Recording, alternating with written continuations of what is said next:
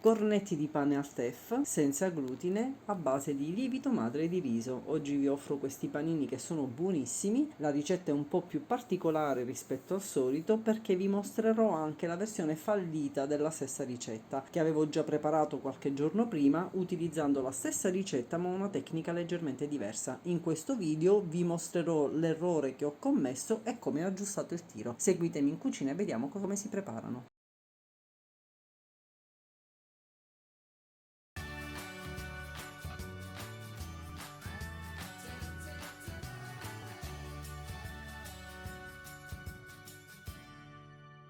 Ho iniziato versando nella ciotola della planetaria le due miscele che ho utilizzato. Qui sotto in info box, come al solito, vi inserirò tutta la lista degli ingredienti e nel post blog le eventuali sostituzioni che potreste fare. Poi ho aggiunto il lievito madre di riso, il sale e il miele e ho iniziato versando piano piano l'acqua. L'ho versata poco per volta perché volevo verificare l'idratazione prima di aggiungerla tutta. Allora, questo lievito madre era stato rinfrescato il giorno prima e tenuto a temperatura ambiente nelle 12 ore successive, quindi non ho fatto un successivo rinfresco prima di impastare. Quando si usa il lievito madre si può unire direttamente il sale perché non c'è il problema del sale che uccide il lievito di birra o che quantomeno lo disattiva. L'unica cosa che ho inserito alla fine è stato l'olio d'oliva. Ogni tanto ho staccato l'impasto dai bordi della ciotola e dalla foglia, l'ho ribaltato e poi ho continuato ad impastare per una decina di minuti fino a quando non ho ottenuto questo composto super liscio anche se molto appiccicoso. A quel punto la prima tecnica che ho utilizzato è stata quella di versarla in una ciotola ben unta. Ho formato una palla di impasto molto liscia, l'ho lasciata a temperatura per un'ora e poi l'ho tenuta a 12 ore in frigorifero. L'indomani l'ho tirata fuori dal frigorifero, l'ho lasciata acclimatare per un paio d'ore e poi ho proceduto come mi vedete fare in questo momento, cioè lavorando l'impasto sulla spianatoia, creando un disco che poi ho ritagliato. Non è andata bene, poi man mano vi racconterò perché.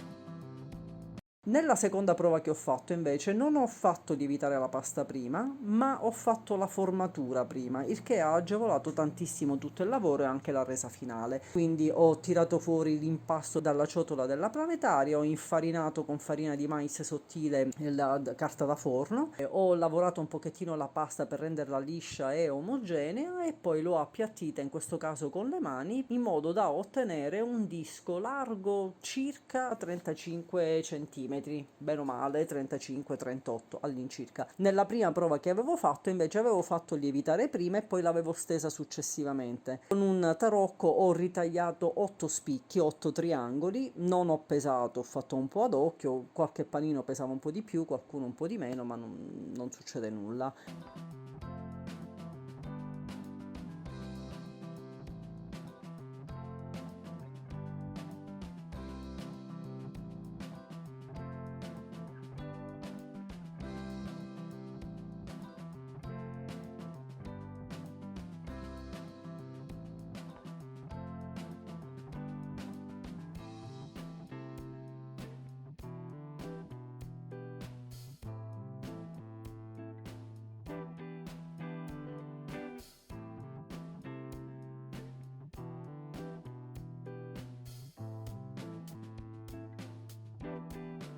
Quindi i successivi passaggi sono stati praticamente identici, ho ritagliato prima questi spicchi, nella versione che avevo fatto la prima volta ho creato direttamente il cornetto di pane, nella versione che ho fatto la seconda volta, siccome avevo utilizzato molta farina di mais, ho pennellato ogni triangolo con un velo d'acqua e poi ho creato il cornetto di pane. A differenza del croissant normale, qui ho unito le due estremità per dare questa forma anche più carina. Una volta creati tutti i croissant, li ho sistemati su una placca coperta di carta da forno, distanziandoli perché devono avere lo spazio per lievitare. Quindi fino a questo punto praticamente la tecnica seguita è quasi uguale, a parte il riposo in frigo e la lunghissima lievitazione. Poi ho coperto i panini con la pellicola trasparente, non mettendo la tirata proprio sopra il panino in maniera tale che non si attaccasse, ma lasciando la pellicola un pochettino più morbida, anche per dare spazio ai panini di lievitare. E ho aspettato aspettato che raddoppiassero di volume. Nella seconda prova, quella diciamo l'ultima che ho fatto, ci sono volute 3 ore e un quarto perché raddoppiassero di volume. Se vedete sono diventati molto grandi questi panini. Invece nella prima versione, dopo 2 ore, i panini avevano lievitato, ma effettivamente col senno di poi mi rendo conto che non erano del tutto raddoppiati, avrebbero dovuto lievitare quantomeno il doppio. Quindi probabilmente ho infornato anzitempo. L'altra differenza tra le due versioni è che la prima volta ho pennellato di olio i panini e poi ho spolverato con semi di sesamo. Nella seconda prova invece ho spolverato con farina di mais e poi ho inciso i panini, e poi la cottura è stata praticamente identica. Ho lasciato la pietra refrattaria all'interno del forno, nella parte bassa del forno,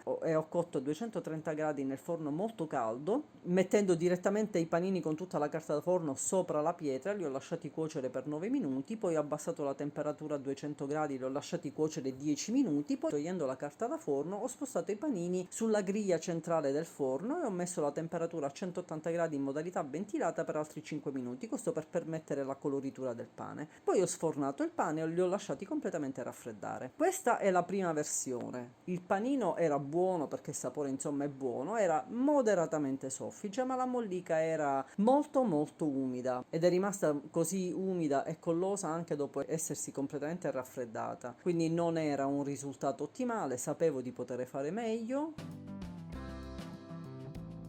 La seconda prova infatti è andata molto meglio, il panino è molto più morbido e la mollica è asciutta, alveolata nel modo corretto, e il panino è molto più soffice. Che dire, spero che questi miei esperimenti vi tornino utili. Non lasciatevi bloccare dal fatto che non avete il lievito madre, perché è facilissimo prepararlo. Qui sotto in info box vi lascio il link diretto per andare a dare un'occhiata al video che ho fatto su come preparare il lievito madre e su come gestire il lievito madre. Cimentatevi, provate magari a fare questi panini che sono veramente deliziosi, e fatemi sapere magari nei commenti se li avete provati, cosa ne pensate, o se magari avete utilizzato delle farine diverse. La ricetta è finita, spero che vi sia piaciuta. Se vi è piaciuta lasciatemi un like, se non l'avete ancora fatto iscrivetevi al mio canale e attivate la campanella delle notifiche per non perdere nessuna nuova ricetta senza glutine. Grazie per la visione e per la condivisione, e alla prossima ricetta gluten free. Ciao!